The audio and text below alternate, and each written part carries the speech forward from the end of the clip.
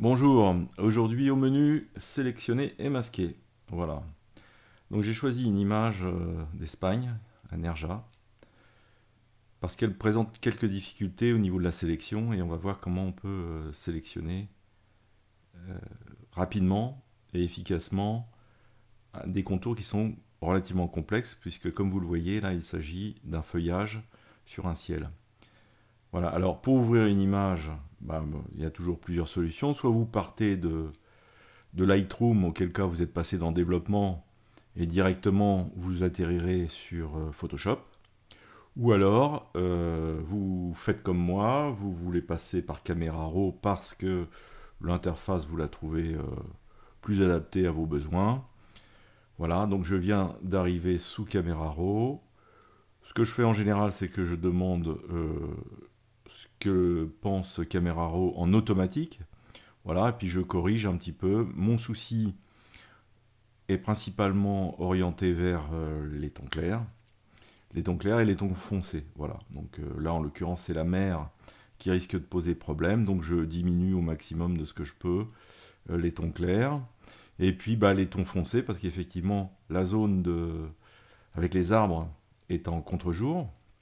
Alors ça, c'est le problème de toutes les photos de paysage. Et c'est pourquoi Photoshop est intéressant. C'est qu'en fait, généralement, les ciels, et là, en l'occurrence, la mer, sont surexposés, enfin présentent une quantité de lumière bien supérieure à la partie que j'appellerais terre. Bon là en l'occurrence il s'agit d'un bord de plage avec des feuillages qui sont en contre-jour. Donc il faut rééquilibrer tout ça, parce qu'effectivement le capteur, lui, il fait un point moyen de ce qu'il voit, donc entre le ciel, la mer, voilà, et puis il a essayé de faire ce qu'il pouvait pour eh bien, mettre en évidence cette image et lui rendre un aspect regardable. Bon, mais malgré tout, il s'est fait piéger dans un contre-jour. Ce que je fais également, généralement quand j'arrive sous Camera Raw, je vais faire la correction de mon objectif. Alors, selon la qualité de votre objectif, la correction peut être plus ou moins forte. Bon là, en l'occurrence, j'ai un effet barillet et puis du vignettage sur cet objectif. Voilà, donc je corrige et donc j'ouvre l'image.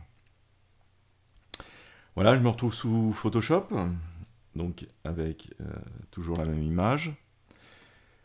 Je vais dupliquer l'arrière-plan. Alors là, il y a deux méthodes. Soit on prend l'arrière-plan en maintenant la souris et on vient le positionner sur le petit sigle qui se trouve en bas, juste à côté de la poubelle à gauche. Voilà, et ça me crée une copie de l'arrière-plan. Donc ça, c'est la première méthode. Bon, si je veux revenir en arrière, je fais CTRL-ALT-Z. Voilà. Et maintenant, si je veux recréer une copie de l'arrière-plan, eh bien, je fais CTRL-J. Voilà, c'est exactement la même chose. Ce sont les deux méthodes pour créer une copie de l'arrière-plan. Maintenant, je vais aller sélectionner rapidement le ciel et la mer pour créer deux niveaux de réglage. Un niveau de réglage qui va se situer sur le ciel et la mer et un autre qui sera sur le premier plan et les feuillages. Pour faire ça, on a plusieurs outils de sélection. Alors, dans les outils de sélection de Photoshop, on les trouve ici, en dessous, le premier signe qui correspond à déplacer, hein, l'outil de déplacement. On trouve le carré de sélection, le lasso de sélection et l'outil de sélection rapide. Et si je me positionne par exemple sur le carré et que j'appuie sur la touche Alt, j'aurai les outils de sélection qui se trouvent en dessous. Là en l'occurrence le cercle, voilà la ligne verticale, horizontale. Si je me mets sur le lasso, je fais la même chose en appuyant sur Alt et je vais découvrir qu'il y a l'outil polygonal, voilà, et l'outil polygonal aimanté. Je me positionne maintenant sur l'outil de sélection rapide et si je clique si je maintiens Alt et que je clique sur l'icône, eh bien je verrai apparaître la baguette magique. On trouve quoi? Le premier onglet là, qui est l'onglet de première sélection. D'accord? Je déclare que je vais faire une nouvelle sélection. Le deuxième onglet permet d'ajouter à la sélection existante. Et le troisième onglet propose d'enlever à la sélection existante. Ensuite, j'ai ici le diamètre de l'outil. Alors, le diamètre et la dureté. Donc ici, ce qu'ils appellent épaisseur, c'est le diamètre. Et la dureté, ça va être la progressivité de l'outil. Soit je le règle ici, soit je me mets directement sur l'image et j'appuie sur la touche CTRL et ALT simultanément. Et si je vais vers la droite, j'agrandis l'outil. Si je vais vers la gauche, je le diminue. De la même manière, si je monte vers le haut, je vais adoucir les bords, donc ça va être très progressif. Si je descends vers le bas, eh bien, j'aurai un outil dont les bords seront très durs, voilà, pour une sélection plus dure de ce que je veux faire. Voilà. Alors, vous avez une croix par défaut. Si vous appuyez sur la touche, vous maintenez la touche majuscule enfoncée, vous avez à ce moment-là le rond qui prend cette forme-là. Sinon, la croix, si vous êtes en minuscule, et en majuscule, vous aurez le rond complet. Voilà. Voilà ce qui est ce qu'il en est, pardon, de l'outil sélection rapide. Alors, je vais sélectionner le ciel, puisque c'est ce que je veux faire. Voilà, donc je vais sélectionner le ciel. Donc, comme pour toute sélection, on voit apparaître les fourmis, hein, on appelle ça les fourmis. Voilà. Et ici, vous voyez en bas, j'ai un peu dépassé ma sélection, donc je suis allé trop bas. Donc j'appuie sur la touche Alt, et vous voyez ici en haut, quand on appuie sur la touche Alt, on passe de l'outil sélection rapide plus à l'outil sélection rapide moins. Je peux aussi très bien sélectionner avec la souris, et là j'ai sélectionné par exemple l'outil de sélection rapide moins. Si j'appuie sur la touche majuscule, il repasse à plus. Alt pour repasser à moins, et majuscule pour passer à plus. Donc là, en l'occurrence, je vais être sur moins, donc je reste en sélectionnant l'outil moins, voilà, et je vais sélectionner moins. Bon, mon outil est un peu gros, c'est pour ça que, et il n'est pas assez progressif, c'est pour ça que ma sélection n'a pas été rapidement efficace. Donc je recommence, et là, je me remets sur la sélection plus, puisque je suis allé... Alors, je veux la plage avec, voilà, comme ça. Je veux la plage. Et donc là, j'ai fait une sélection grossière. J'ai fait une sélection grossière de la partie ciel. Voilà. Une fois que j'ai fait cette sélection grossière, je vais aller dans l'onglet sélectionner et masquer. Alors, l'onglet sélectionner et masquer est disponible avec tous les outils de sélection, hein, que ce soit le triangle, enfin le rectangle pardon, de sélection, que ce soit l'outil de sélection rapide, que ce soit le lasso ou l'outil polygonal.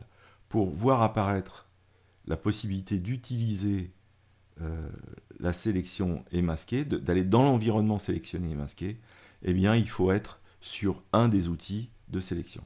Voilà. Donc maintenant je clique dessus et je me retrouve dans un environnement, une nouvelle fenêtre complètement dédiée à la sélection.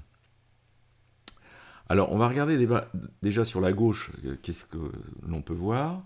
La première chose, c'est qu'on retrouve des outils de sélection, notamment l'outil de sélection rapide. En dessous, un nouvel outil qu'on ne voit pas apparaître sur les outils de la barre d'outils, quand on est en mode normal. Là, c'est l'outil améliorer le contour, ici. Voilà. Et ensuite, on a de nouveau l'outil de sélection par la peinture, donc là c'est l'outil sélection plus ou moins par la peinture. Ensuite on a de nouveau le lasso, et si on appuie sur la touche Alt, c'est d'ailleurs le seul icône qui possède un outil sous-jacent, donc si j'appuie sur Alt, je vais avoir l'outil polygonal qui se trouve en dessous. Voilà. Ensuite j'ai la main, la main c'est la commande H, hein, qui permet de déplacer l'image. Alors, il faut que l'image soit suffisamment zoomée pour pouvoir utiliser la main. D'accord ? Si j'ai une image qui ne fait que prendre, enfin qui est visible sur tout la surface de travail, là, l'outil main ne fonctionne pas. C'est uniquement que quand vous avez fait un grossissement, que vous pouvez vous déplacer à l'intérieur de l'image. Voilà. Pour zoomer, vous avez CTRL plus ou CTRL moins, ou alors vous avez ici sur le côté de nouveau la loupe avec la loupe plus et la loupe moins, pardon. Voilà. Voilà ce qu'il en est pour le côté gauche des outils. En haut, vous aurez toujours le menu de l'outil sélectionné. Donc là, en l'occurrence, si je me mets sur outils de sélection rapide, j'ai ici le menu, mais ça, on y reviendra après. On ira détailler ce que contient l'outil de sélection rapide. On vient maintenant regarder sur la droite le menu des propriétés. Alors ici, vous avez un premier onglet qui s'appelle Affichage et il vous propose d'afficher votre sélection de plusieurs manières. La pelure d'oignon. Alors là, la pelure d'oignon ne fonctionne pas parce que j'ai pas désélectionné le calque d'arrière-plan. Moralité, il me montre ce qu'il y a en arrière-plan. Du coup, l'effet pelure d'oignon ne marche pas. Alors je vais aller, j'annule donc le menu sélectionné et masqué, et je vais désactiver ici l'arrière-plan pour vous montrer ce que ça donne exactement la pelure d'oignon une fois qu'il n'y a plus l'arrière-plan. Voilà, voilà l'effet pelure d'oignon. Donc ça vous laisse la zone qui a été sélectionnée et la zone qui est masquée. La zone qui est masquée est donc ici en pelure d'oignon. Et ainsi de suite, on va pouvoir examiner la sélection, soit en incrustation rouge, c'est ce que j'utilise le plus souvent. Le cadre de sélection actif, bah là, ça va être avec les fourmis, hein, vous savez, les petits points qui clignotent autour de la sélection. Ça sera aussi la possibilité de le faire sur fond noir, sur fond blanc. On pourra voir le masque tel qu'il va apparaître une fois qu'il sera terminé et qu'on sera repassé en mode normal. Et si j'avais mis un calque d'arrière-plan, c'est-à-dire à la place du calque d'arrière-plan qu'on avait tout à l'heure, si j'ai mis un calque vert, eh bien, on verrait apparaître la couleur verte à la place des damiers de transparence qu'on voit actuellement. Voilà. Donc je me remets sur incrustation, qui est le mode que j'utilise le plus souvent. Et maintenant, à côté, on a plusieurs possibilités. Donc, la première, c'est afficher le contour. Et là, c'est désactivé. Afficher l'original. Alors, si je fais une modification, par exemple, je vais prendre un outil, par exemple, le pinceau, et je vais retirer, je vais donc sélectionner, retirer. Si je retire de la sélection un bout du ciel, là, si je fais afficher l'original, il me remettra l'original tel qu'il était avant que je fasse la modification. Voilà. Ici aussi, vous pouvez faire CTRL-ALT-Z pour retourner en arrière. C'est ce que je viens de faire. Alors, ensuite, vous avez aperçu haute qualité. Aperçu haute qualité, je ne vous le conseille pas.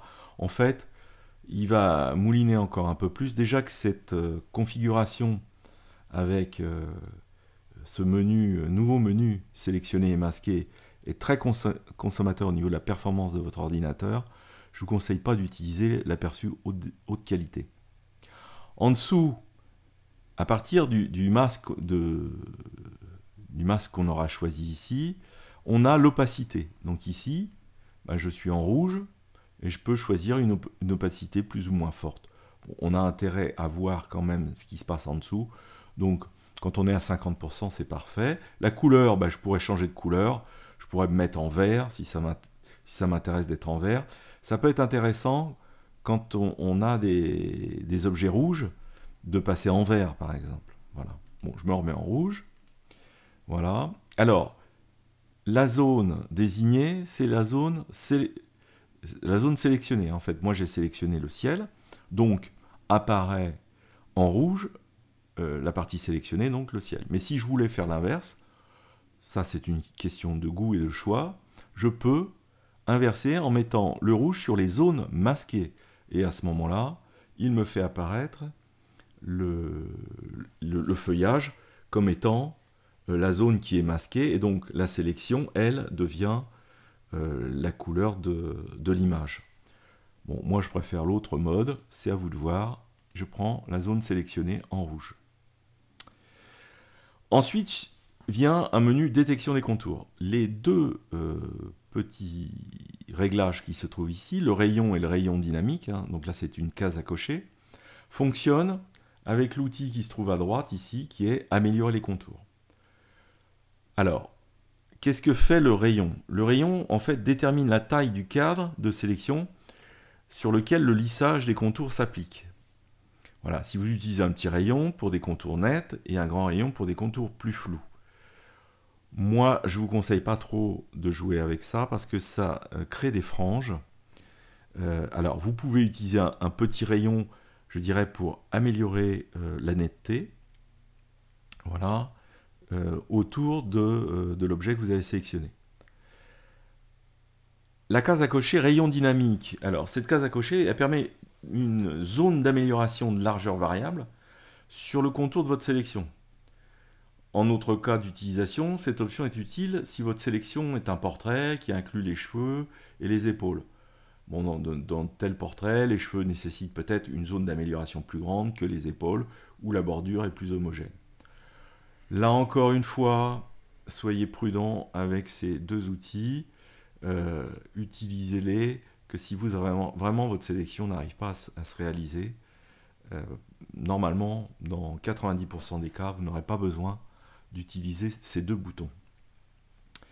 Ensuite, on passe à l'amélioration globale. Alors ici, on ne va pas utiliser ces éléments-là parce que ce n'est pas nécessaire et que ça pourrait créer justement plutôt plus d'interférences que de bonnes sélections.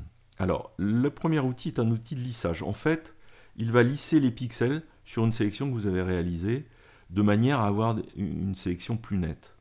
Voilà.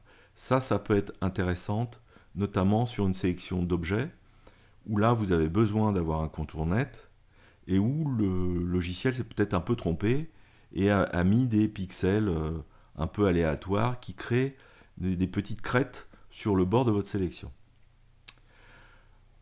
Le deuxième onglet, c'est le contour progressif. Alors ça, c'est intéressant. C'est pour éviter les démarcations d'une sélection. On a sélectionné par exemple un ciel sur la mer, par exemple. Et bien pour améliorer la transition entre le ciel et la mer, on utilisera un contour progressif. C'est un outil extrêmement précieux. Le contraste, là c'est pareil, c'est quelque chose que vous utiliserez assez rarement. Ça permet de diminuer le contraste entre deux zones. Et enfin, le décalage du contour est un outil extrêmement pratique. Vous avez fait une sélection, mais votre sélection n'est pas tout à fait bien faite. Vous voulez réduire votre sélection un peu de quelques pixels. Eh bien, vous allez utiliser ce décalage de contour. Alors, vous passez en valeur négative vers la gauche et en valeur positive vers la droite. Ça marche avec contour progressif, ça. Généralement, on met un peu de contour progressif et on va régler le décalage de contour. Voilà. Ici, on peut choisir d'effacer la sélection. Donc là, moi, j'ai déjà une sélection qui est réalisée. Je pourrais recommencer à zéro et recommencer ma sélection. Inverser. Là, je veux inverser ma sélection. Eh bien, si j'appuie, ma sélection devient maintenant les arbres et la partie qui n'est pas sélectionnée reste le ciel et la mer. Mais là, ce n'est pas le cas. Je reviens en arrière et je resélectionne de nouveau le ciel et la mer. Dernier élément qui est un élément essentiel qu'on cochera au dernier moment, une fois que la sélection sera terminée, qui est décontamination des couleurs. Alors, la décontamination des couleurs est vraiment un outil qui va finaliser le bord de la sélection et qui évite que le logiciel se trompe entre deux couleurs. Donc, il va aller vérifier que le contour respecte bien les couleurs. Et cette décontamination vous évitera d'avoir des franges. Voilà. Ensuite, tout à fait en dessous, on a la sortie vert. Et là, vous allez choisir quel type de sortie vous souhaitez. Alors, vous remarquez qu'il y a marqué sélection. Donc, sélection vous permet de sortir les fourmis, c'est-à-dire la sélection en mode fourmi. Le masque de fusion, donc il va créer un masque de fusion à côté du calque. Donc là, en l'occurrence, le deuxième calque qu'on a dupliqué de l'arrière-plan. Ou il peut créer un nouveau calque, ou un nouveau calque avec masque de fusion, ou un nouveau document avec masque de fusion. En général, on sort avec sélection ou avec masque de fusion. Moi, je sors avec masque de fusion, je vous montrerai pourquoi. Parce que c'est pratique à utiliser derrière pour réutiliser justement le masque. Voilà, on n'aura pas besoin de mémoriser le masque de sélection. Et puis pour finir ici, vous avez mémoriser les paramètres. Alors mémoriser les paramètres permet de mémoriser tous les réglages que je viens de faire. En l'occurrence, je vous conseille de ne pas le cocher, sinon vous seriez obligé de remettre toujours à 0 les réglages par défaut. Et on a besoin de commencer avec les réglages par défaut. Et maintenant, nous allons passer à l'amélioration du contour. Donc, je me remets dans l'environnement sélectionné et masqué. Je sélectionne sur la gauche, l'outil améliorer le contour. Je veille en haut à ce que échantillonner tous les calques ne soit pas coché. Parce que si c'est coché, on ne pourra pas décontaminer.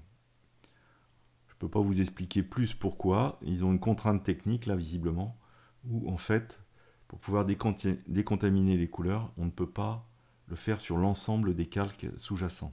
Voilà. Donc ici, échantillonner tous les calques, on décoche, de manière à ce que tout à l'heure, on puisse faire la décontamination des couleurs. Et maintenant, je prends ma tablette graphique, et je vais peindre, en réglant mon outil, je vais peindre tout ce qui est en mélange de couleurs entre le ciel, la mer et les feuillages. Voilà.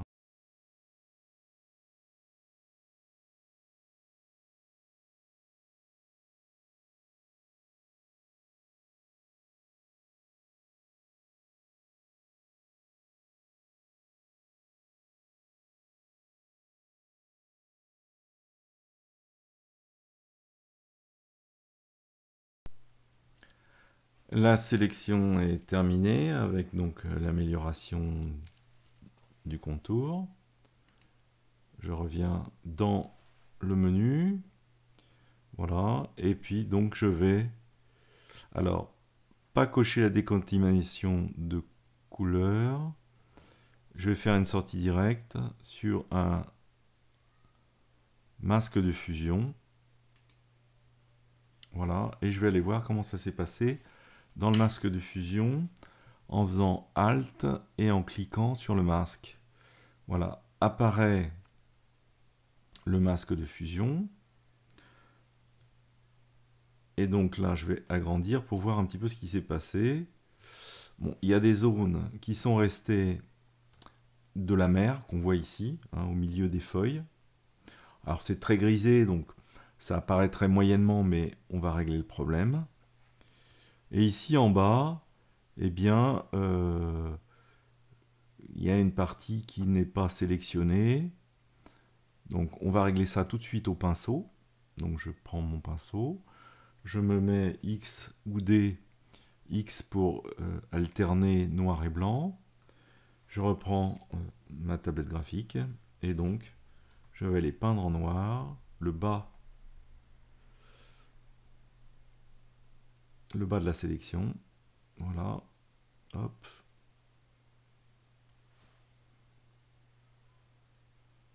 Et donc, il y a une zone qui va être difficile à atteindre. C'est autour des feuilles. Alors, on peut faire ça d'une manière très très précise. Hein. Je vais aller un peu vite, mais globalement, ça sera de très très bonne qualité. Voilà. Et ici, entre les feuilles, on a un peu de la mer. Voilà, qui est grisée. Bon, c'est pas énorme, mais on va aller le corriger. Alors ici, j'ai aussi petite correction à faire. Par ici, voilà, hop. Je corrige.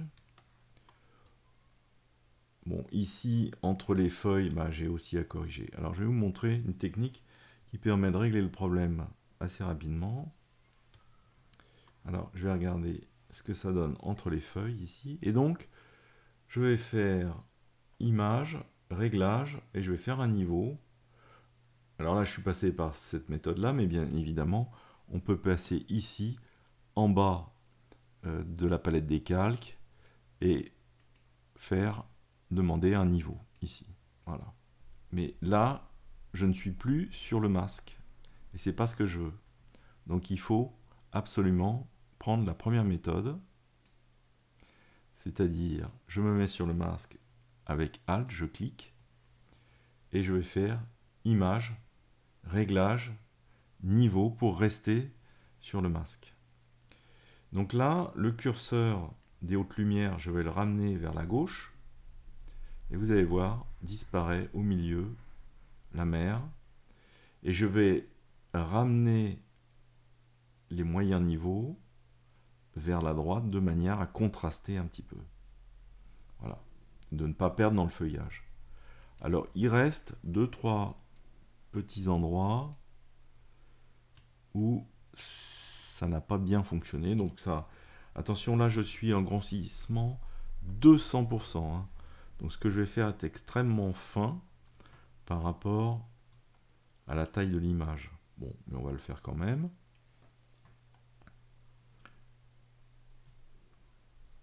Voilà, je vais aller peindre de manière à enlever la mer qui reste entre les feuilles. Voilà, bon. Il reste un petit peu par là aussi. Bon, là, c'est du fignolage. Hein, parce que ça, normalement, c'est pas visible à l'œil nu. Et ici en bas, alors là, par contre, ça, c'est visible à l'œil nu. J'ai 2-3 choses qui ne sont pas parties. Ici. Et donc, je vais enlever en peignant, bien sûr, en blanc. Voilà. Je suis en grossissement à 300% hein, quand même, là. Voilà, hop.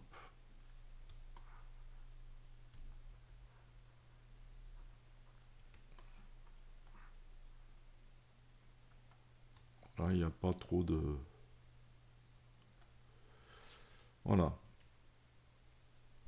Donc le calque est net maintenant. Pour sortir d'un masque de fusion, il suffit simplement de cliquer sur n'importe quel calque. Voilà, je suis revenu. Maintenant, je vais créer un calque de niveau. Et je vais me positionner sur le masque, du dessous. J'appuie sur la touche Alt et je vais maintenir en montant sur le calque de niveau. Et là, il me demande de remplacer le masque de fusion. Je lui dis oui. Je vais maintenant pouvoir régler la mer et le ciel en même temps. Voilà, donc je contraste un petit peu l'ensemble. Comme ceci. Voilà. Maintenant, je refais un niveau. Je me repositionne sur le masque du dessous. J'appuie sur la touche Alt. Je maintiens le clic enfoncé. Je monte sur le calque supérieur. Et là, je vais me mettre sur le sur le masque de fusion, pardon. Et je vais inverser en faisant CTRL-I pour impacter le premier plan, c'est-à-dire les arbres. je règle maintenant les arbres avec le niveau. Donc là, je monte les hautes lumières, je contraste, voilà, comme ceci.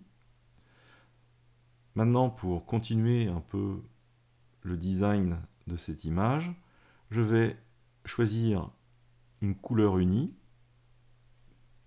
En l'occurrence, je vais prendre un orange un peu pétant. Je fais OK.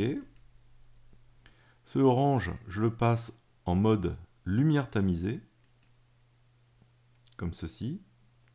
Et maintenant, de manière à ce que ça n'impacte pas le ciel et la mer, je vais aller chercher le masque du dessous, qui correspond au feuillage. Toujours la même technique, j'appuie sur Alt, je clique et je maintiens enfoncé, je fais glisser sur le calque supérieur, il me demande de remplacer, et donc voilà,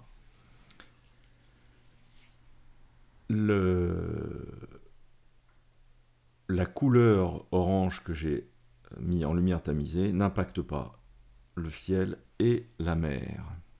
Maintenant, c'est peut-être un peu fort, je vais régler l'opacité, je vais diminuer ici l'opacité de mon calque couleur unie, de manière à ce que ça soit un peu plus réaliste.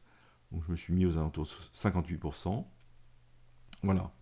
Maintenant, on peut aller faire un avant et après. Donc il suffit de se mettre sur le calque d'arrière-plan. Le petit œil qui se trouve ici, eh bien, je vais appuyer sur la touche Alt et je vais cliquer sur l'œil. J'ai donc maintenant avant, après, avant, après.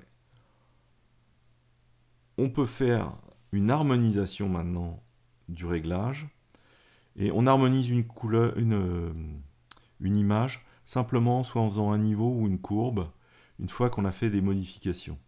Donc là je l'ai placé au mauvais endroit, je vais le placer tout en haut et là je vais juste bouger un tout petit peu les curseurs,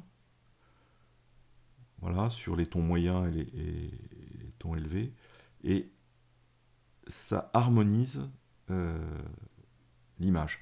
Alors, je peux encore diminuer, si je trouve que c'est pas encore assez naturel, le orange, je peux le diminuer encore un petit peu, voilà, comme ceci. Et donc, on peut faire de nouveau avant, après, et on en a terminé de l'explication sur sélectionner, masquer, et en même temps, on a vu un peu comment on peut utiliser une couleur avec le mode lumière tamisée. Voilà, j'en ai terminé. Je vous souhaite une bonne fin de journée. À bientôt. Au revoir.